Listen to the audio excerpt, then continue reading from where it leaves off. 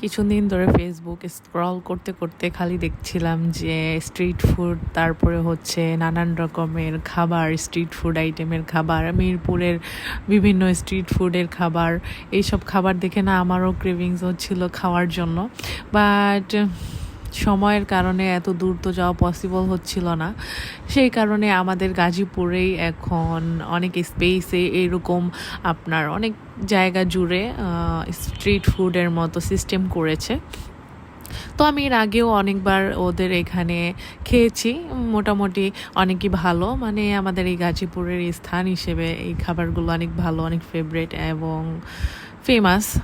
তো আমি আজকে আবার চলে গিয়েছিলাম, যেহেতু একটু ঠান্ডা ঠান্ডা পড়ছে আর ইচ্ছা করতেছিল যে বাহিরের কিছু ঝাল, কিছু মিষ্টি এরকম কিছু খাই।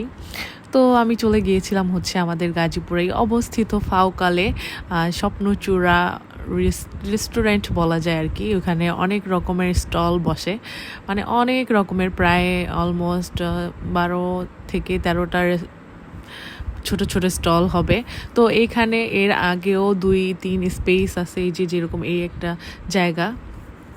তো এরকম জায়গা বিশেষ জুড়ে জুড়ে 2টা না 3টা এরকম করছে। তো আমরা আমাদের কাঙ্ক্ষিত স্থানেই চলে আসছি, স্বপ্নচূড়া ফুড জোন, যেইটার খাবার অনেক বেশি মজা, যেহেতু আমার বাসা থেকে বেশি একটা দূর না, অনেক কাছে ছিল।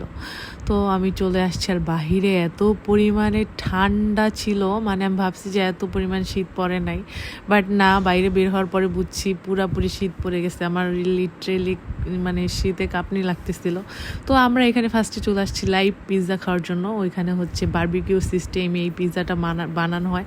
আমি ফার্স্টে ভাবছি যে কনফিউশনে ছিলাম, মজা লাগবে না, কারণ আমি এর আগে এখানে এই পিৎজা ট্রাই করি নাই। তো দেখেন ওরা অনেক সুন্দর করে হচ্ছে পিৎজা মেক করে, একদম লাইভ পিৎজা। ওরা কী কী টপিংস দিচ্ছে, কী কী দিচ্ছে না দিচ্ছে সব কিছু আপনি দেখতে পারবেন। আপনি চাইলে আপনি ওদেরকে ডিরেকশনও দিতে পারবেন যে আপনি কোনটা খাবেন না, কোনটা দিলে ভালো হবে এটাও বলে দিতে পারবেন।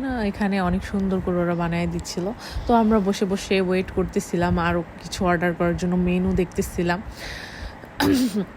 তো যেহেতু আমার দেখে তো অনেক অনেক জিনিস খেতে মন চায়, বাট 2-1টা জিনিস খাওয়ার পরে আমার আর পেটে যায় না, তারপর মনকে কি আর বুঝ দেওয়া যায়। তো আমি ভাবতেছিলাম যেহেতু এখানে অনেকগুলো স্টল আছে, তো আমি এক একটা স্টল থেকে কিছু কিছু ট্রাই করব। তো ফার্স্টে তো আমি এই পিৎজার স্টল থেকে পিৎজা অর্ডার দিয়ে দিয়েছি, আর এখানে বসে বসে আমি আমার মেয়ে অপেক্ষা করতেছি, আর দুইজনে গল্প গুজব করতেছি। কি করব, টাইম তো পাস করতে হবে। আমি আর আমার মেয়ে হচ্ছে দুষ্টামি করতেছি, ছবি তুলতেছি, ভিডিও করতেছি। তো এখানে আমি আরেকটা হচ্ছে অর্ডার দিয়েছিলাম, সেটা হচ্ছে থাই স্যুপ, যেটা ওরা হচ্ছে এরকম ওয়ান টাইম কাপে করে দিছে। ফার্স্টে আমি যখন আমার হাজব্যান্ড নিয়ে আসছি, আমি ভাবছি যে এটা হয়তো বা জুস হবে, পরে যখন ধরে দেখি যে গরম, আরে এটা তো জুস না। তো বললো এটা নাকি থাই স্যুপ। তো আমি না ভাবছি যে মজা হবে না একটুও, সত্যি বিশ্বাস করেন আমি একদম ভাবছি যে একটুও মজা লাগবে না, আমি খেতে চাচ্ছিলাম না। বাট আমার মেয়ে আগে ট্রাই করে বলতেছে মাম্মি অনেক মজা, টেস্টি, গুড।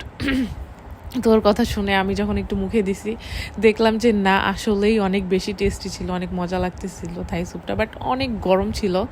তো আমি ফার্স্টে হচ্ছে ওইটা ঠান্ডা হওয়ার জন্য রাখছি, আর হচ্ছে আমাদের পিৎজা চলে আসছে। তো আমরা এখন পিৎজা ট্রাই করতেছি। সত্যি কথা, এটা একদম টার্কিশ পিৎজার মতো লাগতেছিল একদম, যেহেতু ওরা বারবিকিউ সিস্টেমে করছিল। অনেক বেশি মজা লাগছিল আলহামদুলিল্লাহ। আমি তো স্যুপের সাথে পিৎজা খাইছি, যেটা আমার বেস্ট কম্বিনেশন হয়ে গেছে। তারপর আমরা খাবার হজম করার জন্য এই মাঠের ভিতরে একটু হাঁটাহাঁটি করতেছিলাম। এখানে একটা 2টা না 3টা দোলনাও দেওয়া ছিল, এখানে বসে বসে ওয়েট করতে করতে আমাদের নেক্সট আইটেম, সেটা হচ্ছে চটপটি চলে আসছিল। এই স্টলটার চটপটি অনেক বেশি মজা ছিল। তো চটপটি খাওয়ার পরে আবার একটু হাঁটাহাঁটি করে আবার আরেকটা স্টলে চলে আসছি। এখানে হচ্ছে আমি ফ্রাই মোমো আর হচ্ছে লাচ্ছি আর হচ্ছে অরেঞ্জ জুস, এই 3টার জিনিস হচ্ছে অর্ডার দিয়েছি। তো ফার্স্টে আমার লাচ্ছি চলে আসছে। এটা টেস্ট হ্যাঁ ঠিক আছে, গুড, মানে যেহেতু এটা পুরো দই দিয়ে বানানো হয়েছে। তারপরে আমাদের চলে আসছে হচ্ছে ফ্রাইড মোমোস। তো যেহেতু আমার পেট অলরেডি ভরা ছিল, এই জন্য এটার টেস্ট আমি সত্যিই বুঝি নাই।